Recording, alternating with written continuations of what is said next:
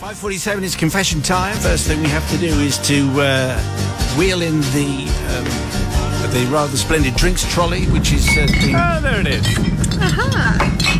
pushed in again. It's the David Jacobs Memorial trolley. What have we grabbed from the top of the trolley today, Suze? Well, I thought we'd all enjoy a nice white Rioja this evening. That's very good. Very just a delicious. small glass as it's a Monday.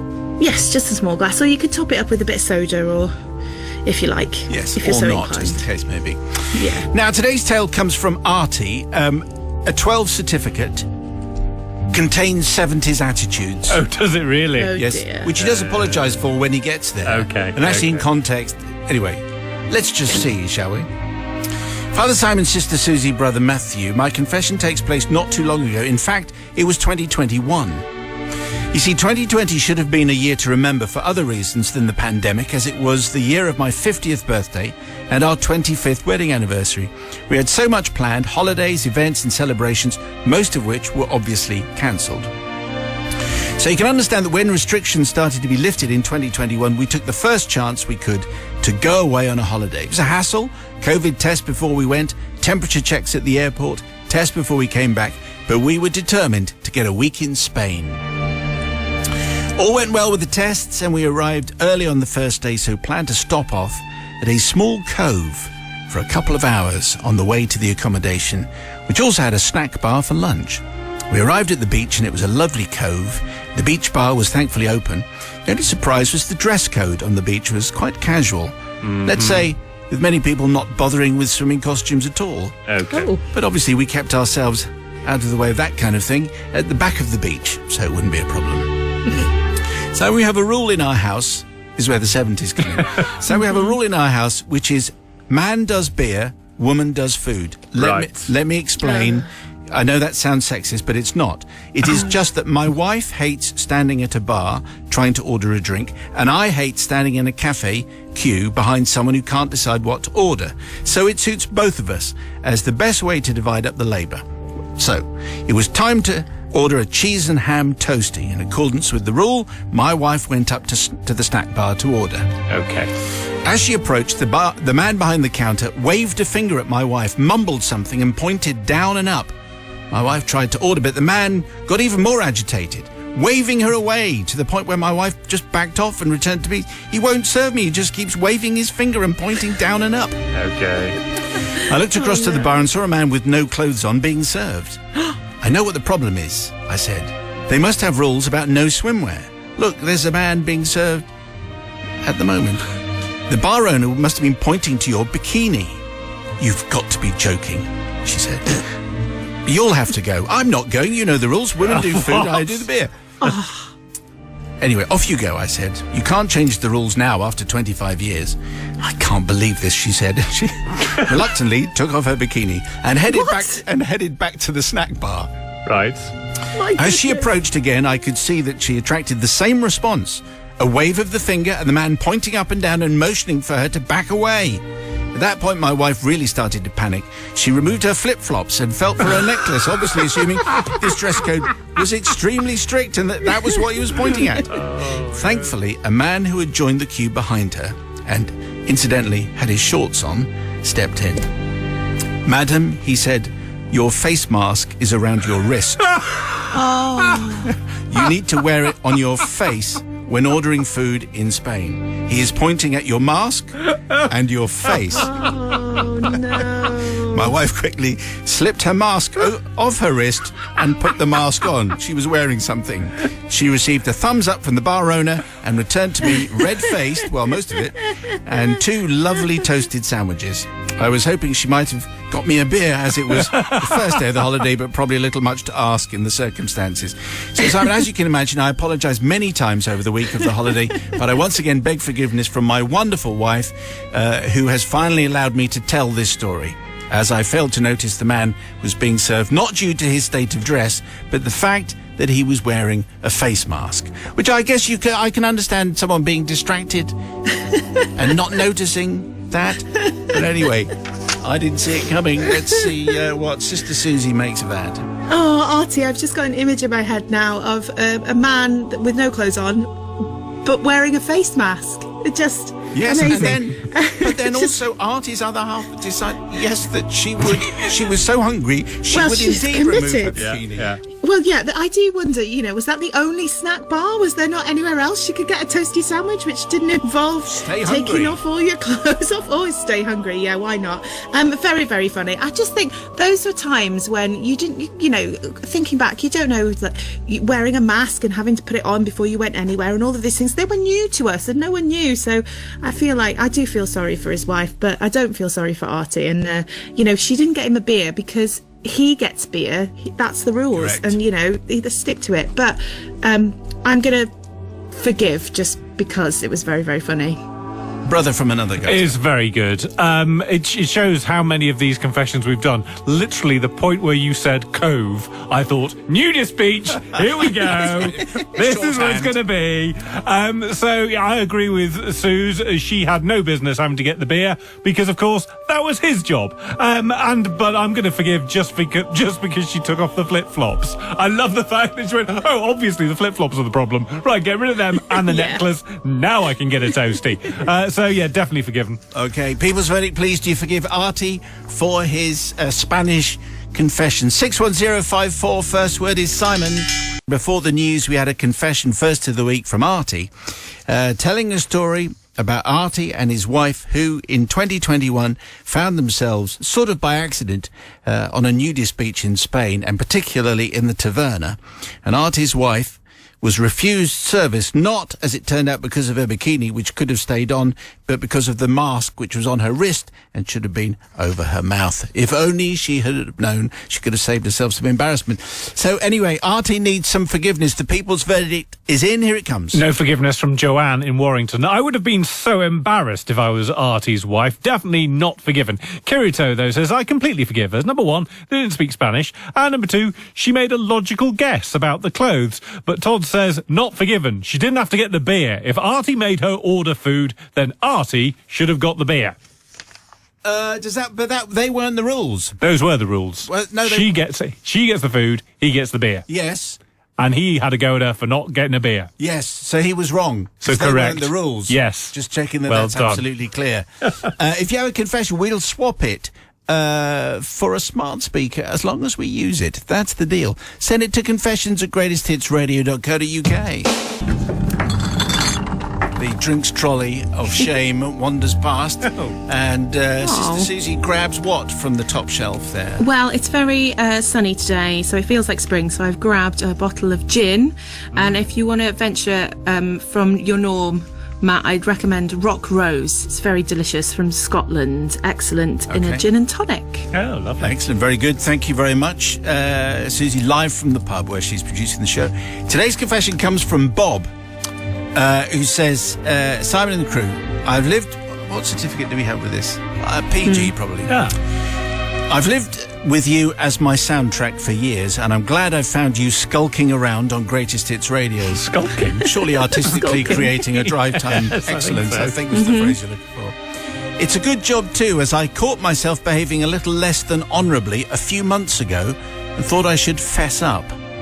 I have a friend, Thelma. Yeah, right. She's just managed to get a divorce from her obnoxious husband, Sebastian. Right. Oh dear. Names have been changed. Of course they have. Sebastian is a loathsome character who behaved abysmally throughout the last few years of their marriage and has shown a complete lack of dignity, empathy and brain power during the divorce. Callous, greedy, manipulative are the more positive traits he has. If you can think of the person in your life that you think the lowest of and then think a little bit less... Oh, wow. Less, further down, even less, he's about there. Okay. Oh, dear. I'm fiercely protective of my friends, and although I offer support and comfort, there was no way I could redress the balance in this case. Until a couple of months ago, when the planets aligned, and I'm afraid to say the devil stepped in. Oh. I'd spent another evening comforting Thelma. Oh, wow. She needed a lot of comfort. Right. Yeah. And listening to the astounding stories of her husband's stupidity, I left there in the dark to get home. The rain was drizzling and the wind was blowing, proper miserable weather. I had to get 2 buses, and there was a gap in distance and time between them. I was approaching a small business premises and there was a large van having some difficulty trying to reverse into the entrance between two rather substantial pillars. They were very hesitant, perhaps due to the inclement weather, in their reversing, and so, as I tend to do in this sort of situation, I stepped up to help and was all set to guide the driver safely in. However, as I trotted forward to help, I recognised the logo on the side of the van. It was Sebastian's company. I got a brief glimpse of the driver, and it was Sebastian himself. Oh, wow. Oh my. And just like that, the devil popped up, and a plot formed and was put in for immediate action. You can blame everything on the devil. Yeah. Because of the foul weather, my hood was up, eliminating any chance of my being recognised. I stood to one side and was calling to the driver through the open window.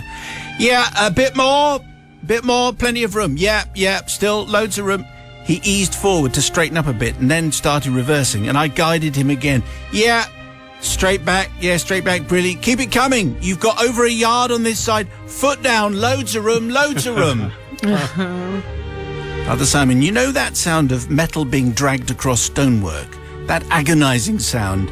That very expensive repairs into four figures sound? The heart-stopping, you've got to be kidding sound? Well, that one. Not a sound that usually brings me joy, but here I made an exception. Oh dear, it seems I have misjudged the space available, and he had seriously scraped at least 2 panels of his van. Oh dear. It looked a wreck. Uh-oh. He dropped out of his cab, ran to the back of the vehicle to inspect the damage, and I skippity-hopped away into the dark with a sense of wicked calm, leaving him screaming in disbelief. And so clearly I'm asking forgiveness from everyone who's had to listen to Sebastian's unlikely story of the unhelpful Samaritan, the person at his insurance company, assuming he had one, who I'm sure had to listen to his ranting, and of course the company, whose pillars were a little bit scuffed, but with no structural damage. Would I do it again? Hell yes. Karma may be slow, but she is thorough. I've turned Thelma into a greatest hits listener. So this is where Bob is getting Okay. just making sure here. Yeah. I've turned Thelma into a greatest hits listener, and she will probably recognise her role in this, and it might even afford her some closure on the matter. I sit awaiting your judgment. Fabulous show. Keep up the good work, says Bob, just lathering it on a little more. Absolutely sure, before we get desperate. So, it's interesting. I think we might have all done the same. If you can find the person who you are deeply scornful of, who is reversing into a tricky area, I don't know, what would you have done? Let's check in with Sister Susie, because she's a pillar of responsibility. There she is. And she seems to have disappeared. Okay. Well, she's in the pub and enjoying the gin and tonic. And yes, but actually she has had a few problems with her line today. So I'm going to say on behalf of Susie that she is not going to forgive because it was irresponsible behaviour. And that's, I might be completely wrong. Do you think she would? She normally does say not forgiven because of her legal morals. role. Yeah, morals are far higher than mine. That's true. So let's imagine that Susie has said yes. Maybe it was the gin and tonic. Maybe, they did. A brother from another gutter. I am going to forgive, and I mean, I obviously we've only got Bob's word on whether Sebastian is this loathsome individual, but I choose to believe Bob. Yes, and that Sebastian is deserving of this dreadful thing happening. And also, it's up to you, Sebastian, to use your mirrors. Yes, when you're learning how to drive your van, should have learned to use your mirrors, sunshine. So for that reason, I'm going to forgive, even though he's not showing any remorse. He's not at all. So 61054, please, for the People's Verdict. You can start your message with Simon. Do you forgive Bob? That's Bob as in Bob and Thelma for elder listeners. You can let us know. Do you forgive Bob, please? 61054, and you can start your message with Simon. Okay, 7 minutes after 6, more Tuesday classics in just a moment. First of all, response to tonight's confession, which came from Bob, and how he was providing active consolation to Thelma after a nasty divorce from nasty Sebastian. So he took his opportunity when opportunity presented itself by helping Sebastian crash his car into a pillar, causing untold damage. Anyway, the people's verdict is in. Here it is. So Mark in Kent is forgiving. I agree with Matt, he says. Sebastian should learn to use his mirrors and not put his trust in other people, but not forgiven, says Stephen Oldham. To think somebody would let Sebastian scrape his van is so bad. Bob should have let karma get Sebastian in its own way. And finally, Mike, Amanda and Border Collie Bowie in Normanto say forgiven. I'm with Matt. Total forgiveness on this one on 2 points. Yes, Sebastian should use his mirrors and also deserves his comeuppance for being a total idiot to Thelma. Totally loving drive time again. Forgotten how wonderfully anarchic you all are. Yes. Keep up the great work. Well, as Bob says, karma may be slow, but she is thorough. So your confessions, please, for future shows to confessions@greatesthitsradio.co.uk. It's confession time. Let's just wheel in the David Jacobs Memorial Trolley. Here it comes again. Susie from the pub grabbing what from the top shelf there? I've grabbed a pint of Landlord. It's a classic pale ale from Timothy Taylor. Very tasty. Sounds very good. Yeah, Classic. we'll have a couple of those. Thank you very much. After the show, obviously, and just walking Of course. home. Responsibly. Today's confession comes from Nigel. Nigel says, "Dear Monsignor Mayo and the team, after many years in hiding, I am now forced to seek absolution for crimes against the teaching fraternity. My tale of sin reaches back over half a century to the time when I was let loose on an unsuspecting boys' grammar school in a town which was then and is now also sniffy, too sniffy for its own good. Some custards had been attended there it is. largely by the sort of boy who would have gone to a proper, i.e. public school, had Pater's shares not taken a nosedive at the wrong time, and was in effect an O-level sausage-making machine. But by the late 1960s, they realised that some concessions had to be made to the arrival of the 19th century and started admitting a few of the less dim roughnecks, such as myself. We happy few, more akin to meat pies than sausages, almost overnight brought about a quiet revolution at St. Custard's, whereby instead of lightly torturing younger boys, we, rather like madness in baggy trousers, chose to try to make a difference to the days by wanton, willful, though slightly weedy, acts of sabotage and disruption to the school routine. Our form room, which is room 12, was arranged thusly. Okay, so I reckon Nigel's probably an engineer or something. Blackboard on the front wall with entrance door to the front of the right-hand wall, a line of tall sash windows down the left-hand wall, and teacher's desk on the left-hand wall near the corner with the front wall.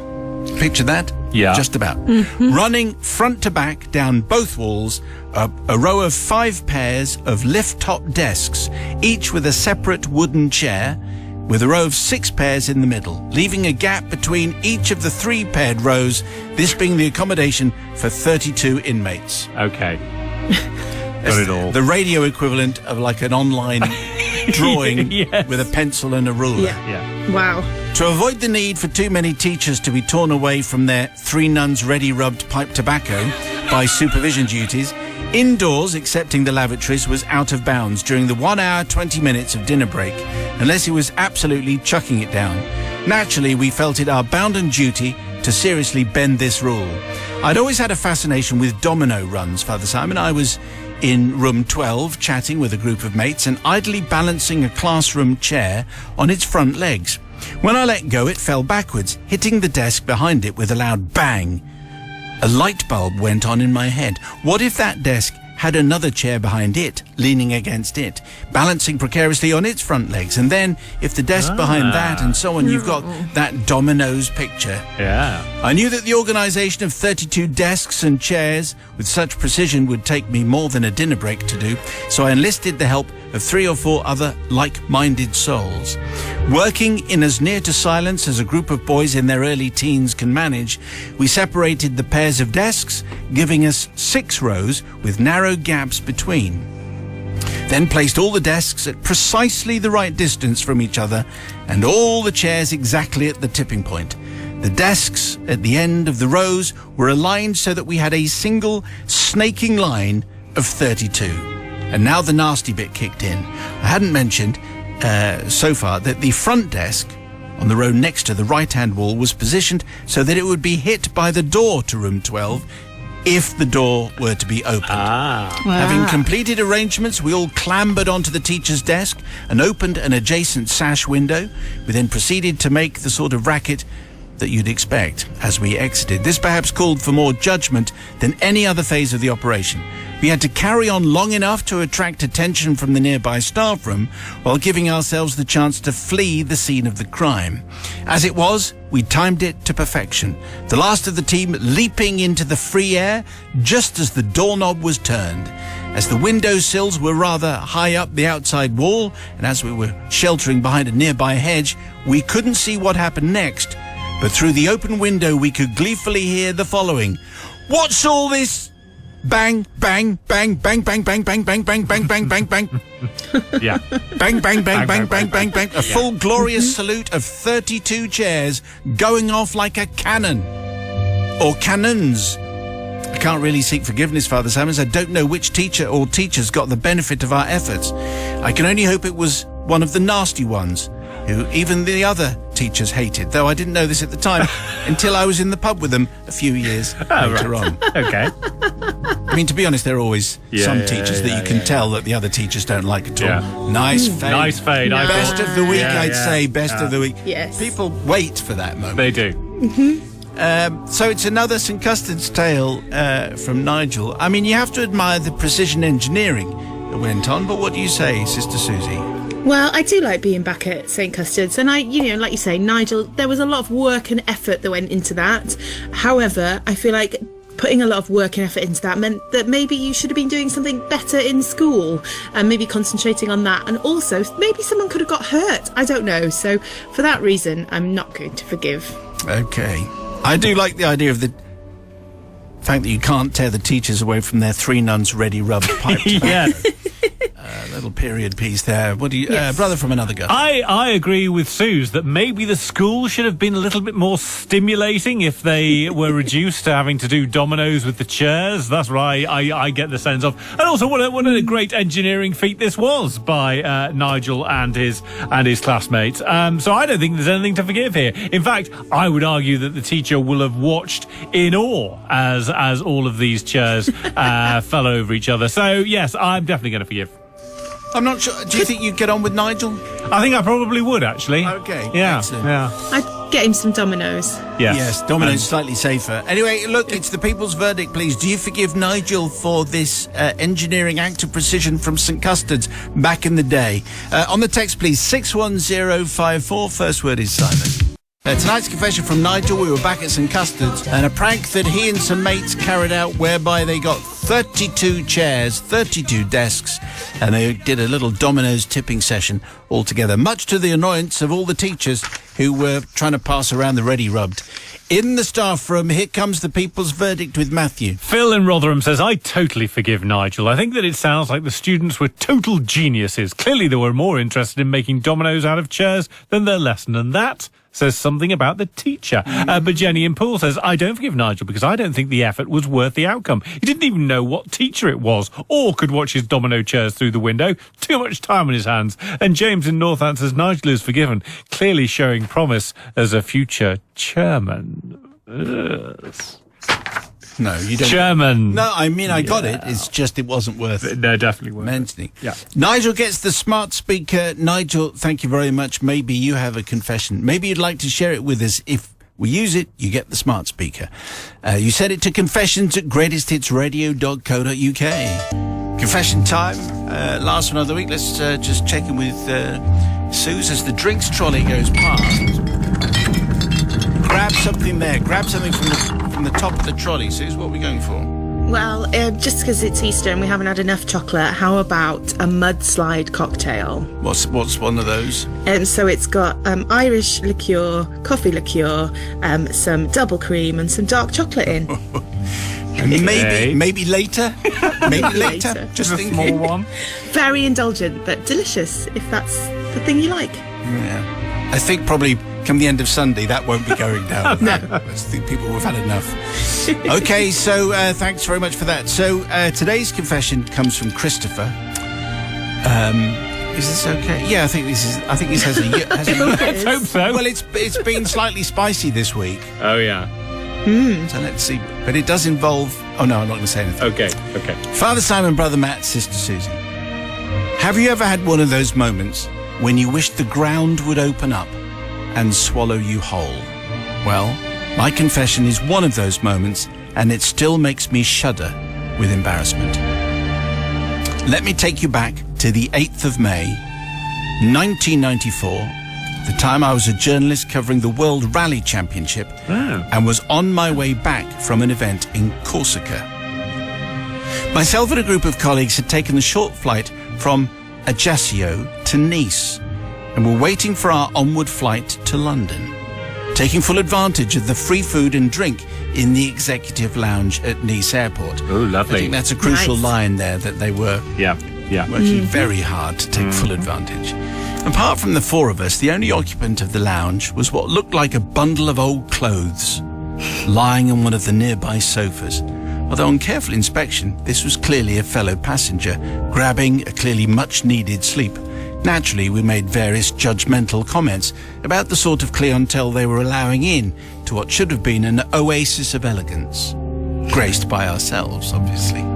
One of our group picked up a magazine which had a feature about supermodel Claudia Schiffer and her new fiancé, the illusionist David Copperfield. Oh, yeah. Who had been photographed at the Cannes Film Festival a few days earlier.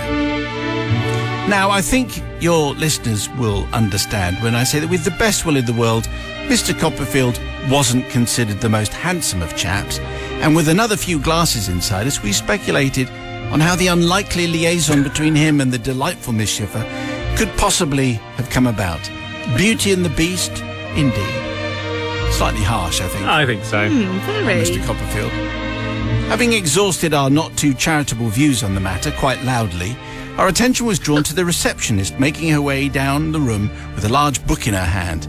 She approached our sleeping neighbour and muttered something to him, which we quickly understood to be a request for him to sign the visitor's book that she was clutching.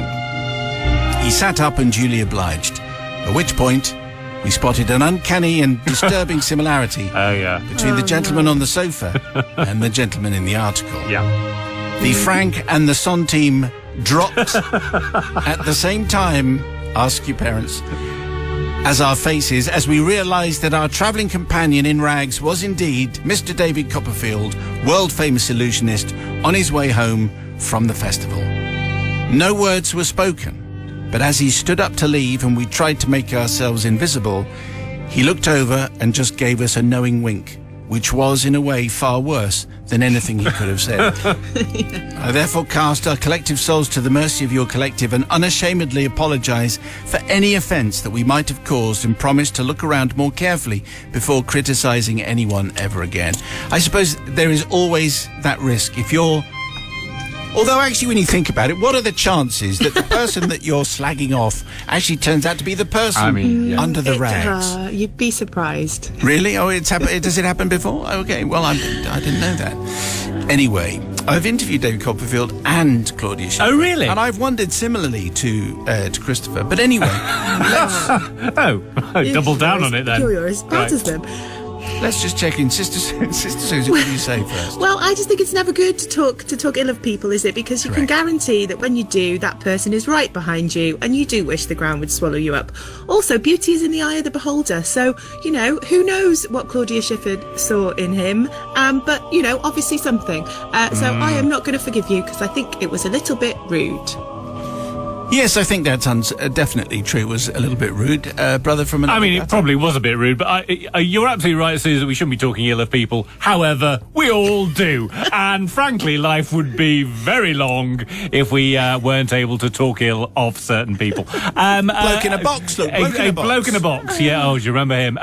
David Copperfield made the Statue of Liberty disappear, famously, didn't he? He did, although... Still there, David. It is still there. It is still there. Unlucky sunshine. You managed to marry Claudia Schiffer, but Statue of Liberty still there. So I'm going to forgive, because you never know who's going to be in the lounge with you, do you? It's just one of those things. That's what I think. There's no logic at all to this verdict. At all. No logic to this. Forgiven. That'll be the end of my sentence. All right, forgiven. Fill in the blanks. Yeah. Okay, so the people's verdict. The thing is, do you forgive Christopher and his chums for being so rude about Mr. David Copperfield. 61054 on the text, please. First word is Simon. So we had a confession which came from Christopher about how he was in Nice airport and he and his mates were being slightly rude about this very scruffy gentleman who was fast asleep, and they were talking, and then they moved on and were being very rude about David Copperfield. Yes, and wondering how someone like him ended up with someone like Claudia Schiffer. And then the inevitable happened, and the scruffy gentleman fast asleep became David Copperfield. Of course. He actually appeared in front of them, and he's apologising for being rude. However, the people's verdict is in, and it's like this. So Paul Hewitson in Barry says, totally forgiven, as Mr. Copperfield was undoubtedly punching above his weight. But Sandra in Edinburgh says, not forgiven. What a horrible thing to say about someone. I agree with Sister Susie. You've got to be very careful what you say about people, because you never know who's listening. And finally, Sarah from Devon says, not forgiven. Let it be known that hot guys are often far too full of themselves to bother with. Kindness and a sense of humour are far more attractive in the long run. Is that right? I'm certainly hoping so. Yeah, excellent. Very good. So your confession, please send it in. Work it out over the long Easter weekend and send it to confessions@greatesthitsradio.co.uk.